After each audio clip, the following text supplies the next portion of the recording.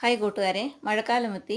അടിയനും ചെടിയെ അല്പം ശ്രദ്ധിച്ചില്ല എങ്കിൽ ഇതുപോലെ വെള്ളം വീണ് ഇതുപോലെ ചെയ്യാൻ സാധ്യതയുണ്ട്. അതിനായി അണുവിമുക്തമാക്കിയ കത്തി ഉപയോഗിച്ച് ഈ ചീഞ്ഞ ഭാഗം ഫുള്ളായിട്ട് കട്ട് ചെയ്ത് മാറ്റുക.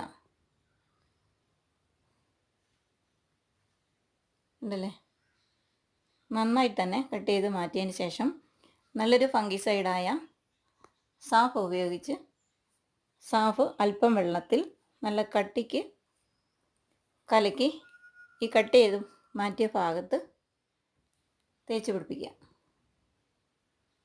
നന്നായി തന്നെ.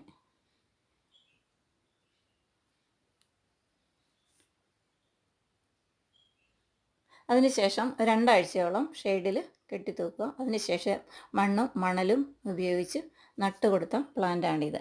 പുതിയ തലപ്പും വന്നിട്ടുണ്ട്. ഇഷ്ടമായി ലൈക്ക് ചെയ്യുക.